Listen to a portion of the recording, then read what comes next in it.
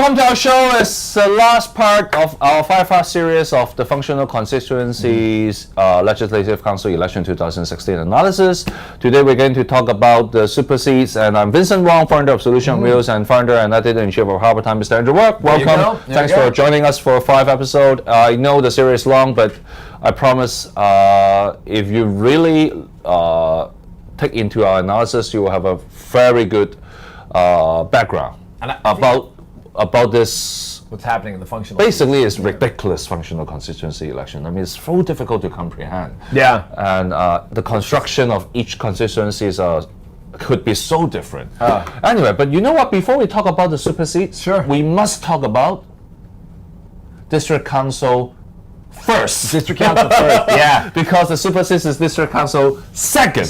So you're like, second, what happened to the first? All right, we're going to tell you right here, right now. The first is passing on the baton within DAB. Yep. It used to be Yip Kwok Him. You know Yip Kwok Him, right? Explain why that one has no candidates, like uncontested, whereas the district council second is packed with candidates. The district council first is the district councillors to select among themselves. Yeah, so only district councils can the vote. 400 something. Yeah. And because the largest political party within the district council is the one and only DAB, Democratic Alliance for Betterment of Hong Kong. And so it has been the DAB's seat for a very long time. Yeah. The DC first. And it used to be Yip Kwok Him. You know Yip Kwok Him, right? Yeah. It was quite popular. He's the chairman, right? Yeah, so saying things like always in this voice.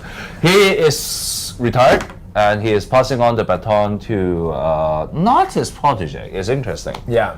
Who's taking over? You know, the DAB as a big party, they have many different they do interest groups. And they've had a generational change. So he passed on to another new territories guy. Yeah. Lau Kok Fun. Okay. And Lau Kok Fun has brought C.Y. Leung to investigate the contraband issues in Shanghai. Like contraband cigarettes? Contraband cigarettes, contraband milk powder. Okay, so anything fake. So I think DAB has come to a consensus to have CY's choice. Yeah. To take over from the baton from Yip Kwok Him. Yeah. Even though Yip Kwok Him wants another guys to take over their seat. Okay. To take over his seat. So here's a question. Interesting. Here's a question for you then. Okay, given that the DAB is going to win it, everybody knows that. Why is there not a pro-Dem challenger just to like hold this guy's feet to the fire, or maybe do a little bit of positioning? How come they just kind of like? Yes, there's one guy from the Democratic Party who wants to run against this guy Lau Kok Fun.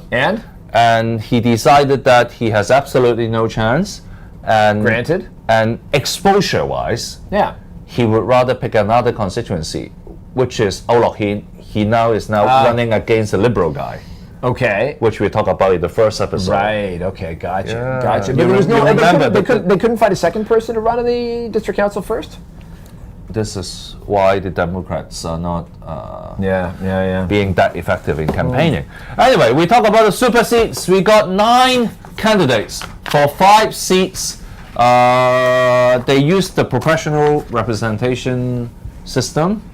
Yeah, so the first 5 will go through. Which means you may see not only one person, but sometimes you see 4 person in the list. But everybody knows that anyone who is not, only the first person will go in. Will go through. Yeah. So the other people are there for window dressing, to lend support to the candidate. And we wrote a piece about this earlier this week, and the way we're dressed goes to that.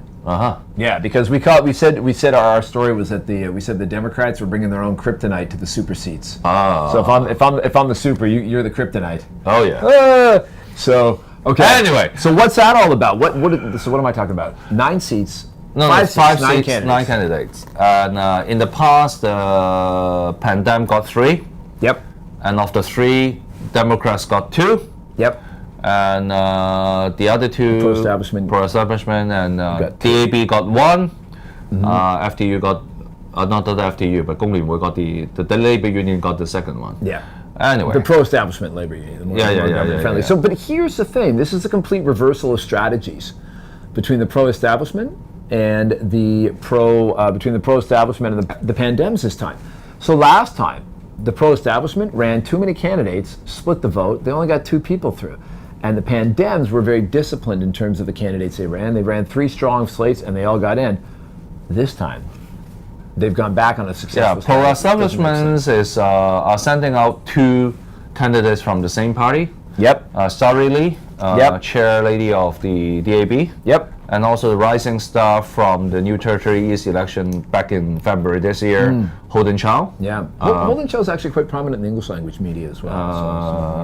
A barrister, although I know the online community doesn't really like him. Still, he's not, pretty outspoken and he's a little not bit aiming radical. at that, right? And then you have Gong Lin Hui, the labor union from the pro-establishment camp, Wang Guoheng. You know Wang Guoheng, right? The calligraphy guy. Oh yeah. Who wrote calligraphy from dusk till dawn and from dawn till dusk. That's the slogan. Not connected to the movie From Dusk Till Dawn. Not the zombie movie. Selena Hayek and okay. Tarantino. Yeah, that's Tarantino. So yeah, that's totally different. Yeah, he said he worked from dusk till dawn and from dawn till dusk and from dusk till dawn from the, anyway. Anyways, you know the background of his promotion poster. No. It's dusk till dawn, dawn till dusk, dusk till dawn, dawn till dusk, dusk till dawn, dawn till dusk at the back in his own Chinese calligraphy. Right. That's Sweet. one. Okay, so that's him. Okay, so I'll be on the lookout for that one. So should you. And the other 6 are all Pan-Democratic choice. And 2 from Democratic Party. One is the incumbent, or one of the 5 incumbents. James Tow. I think he, among the Democrats, actually has a reasonable chance of going through. Yeah. Not only reasonable, he has the highest support ratings of the 9 candidates so far. However, the rest of the field looks pretty dicey. Yeah. The Democratic Party's second choice is actually a very popular author. Yeah. His books got sold out. He wrote about... The romance guy. Yeah, the romance guy. The guy writes romance novels. Yeah, you know his alias right now. You know what? This is terrible. We wrote about this guy. The what? The comma guy. Comma. He wrote long sentences without full stop. Okay, gotcha. So he has a lot of commas. Comma. Chameleon. It's interesting. From dusk till dawn, dawn till dusk, dusk till dawn, dawn till dusk, and then this guy is comma. Okay, but has he got a hope? Like, I mean, so here's okay. Coming back to the kryptonite, the problem with this is that you've got 3. The pro-establishment limit themselves to 3 seats. Their 3 guys will get through. James Tow will get through. What's going to happen to that 5th seat? You've got the Pandem splitting the vote among Civic Party is sending 4 out other candidates. Civic Party is basically sending out a nobody. Yeah. Chen Yunsham. Yeah. Never appeared on any media interviews before. Yeah. With a very big head of Audrey Yu right next to him. So are you sure that the candidates will confuse because they want to support Audrey, but actually Audrey is not on the ticket? Yeah, there's that. And I guess people might be asking, why would the Pan-Democrats go back on the successful strategy? Why are they fielding something? Why couldn't they get it together? The blame is being laid at the feet of the Neo-Democrats. For not playing ball. Basically, they were like, we weren't going to be allowed to run, so we said, to hell with it. And then everyone else was like, well, if there's no deal, then I guess we can all run, and they all ran, and now... So the question is, what's going to happen to that 5th seat? You have Guan Wingyi, Ho Kai-ming, Guan Wingyi, who basically are district councillors when nobody knew. So nobody knew. So anyhow, the Democrats could have done what they did last time, secured 3 out of 5. Now it looks like they get 2, maybe 2, definitely 1, maybe 2. So, anyways. Okay, my analysis is that just poor planning. Not only poor planning, but they want to gamble. They really want to gamble because they still think the number of votes for this functional constituency is so many that the people who support the Pan-Democrats would be able to still got 3 seats. With James Tow being an obvious choice, and even the silver hair guy Lam Yuzhong may not be able to get the 2nd seats, because his voter space has been limited to New Territory West only.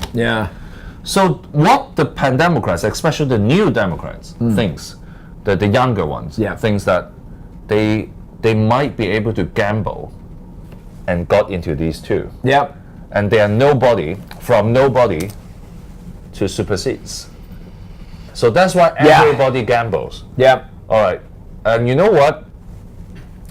If James Toh got, quote unquote, too many votes, if he is a magnet and attract so many votes, the pro-establishment camp can safely take 3 seats. I think the pro-establishment camp has taken 3. Like, I think they're a lock for 3 seats. Are you sure? That's your prediction. I absolutely. My prediction is I put on a caveat. I put on a caveat. If James Toh is winning, by a huge lead, then definitely the pro-establishment camp will got 3 seats. But if Lang Yiu-zhong, the current legislative councillor representing New Territory West, and he is moving on to the super seats. If he does not get enough votes to get in, then the pro-establishment camp will got 3 seats. But if he got a number of votes closer to James Toh, then the Pan Democrats will still be able to got 3. Okay. To get 3. 2 things. All right. One, we ran a story, a piece of analytical work that was done by a young researcher in Hong Kong, and there was a really interesting part of this. You talk about all these votes getting pulled to James Toh. Polling shows that in the last days of a campaign, and like right when it comes time to vote, quite often the top person in a LegCo election will experience a last-second drop in the number of votes they get, and marginal candidates, people that are like, will get a bump. And the explanation for that is that people do vote strategically. They see, oh, well, this guy, we're pretty sure he's going to go through, so I'm going to vote for another Pan-Democrat candidate and maybe give them a chance. Like, I don't want to waste my vote on a guy who's already going to win. And that is a real thing. This guy's done the research and looked at the polling numbers, and that's a real thing. So, as you say, James Toh, even if he's riding out, he might take a little bit of a bump, still get elected, but the problem is those votes are going to get distributed to 4 different candidates. It will goes to whether Lang Yiu-zhong will got a huge race. If Lang Yiu-zhong got a huge race, there could be a possibility that the Pandem can still got 3 seats. But right now, Lang Yiu-zhong is popular, but not securing enough votes for 3 seats for the Pan Democrats. Frankly, I think that's going to be very difficult. But my second thing that I wanted, you know what's missing from this? Right? A localist candidate. A localist candidate, and this could have almost certainly gotten 1 vote if they had to put 1 person in and cleaned up on the whole localist vote. Are you sure? Well, but the problem is, how many district councillors did they elect? 1? I think 1, maybe 2. So they wouldn't have had that many candidates. You know what? But I mean, I think they would have had a really, at least a fighting chance, especially with the Democrats. And this is why Guan Wengyip, a protege from Gary Fan, is trying to dish out localist messages. So you think that he's trying to get that localist vote? Yeah, but he is not a good debater, and he's not a good promoter, and nobody knows who is Guan Wengyip. So seriously, I think he lacks charisma. So as a candidate without charisma, I think it's very difficult to dish out the localist message. So anyway, it will be. I think right now an exciting one to watch. It's the closest thing we have to like a Hong Kong-wide vote, where everybody in Hong Kong, almost everybody in Hong Kong, gets to vote. Yeah, you're right. So we'll see what happens in this super seat. That means you, and you should have already gotten your thing in the mail. So pay attention. You get 2 votes. Chances are this is your second one. So. All right. With that, thank you for watching our 5-part series. We will give you an update on the entire election next Monday. So we're writing about it every day, Monday to Friday. So get on Harbour Times, check it out, and watch out the other videos in Cantonese if you can from Solutions on Wheels. Okay, thank you, Andrew, for your great work. Hey, always happy to hear your solutions. All right, bye.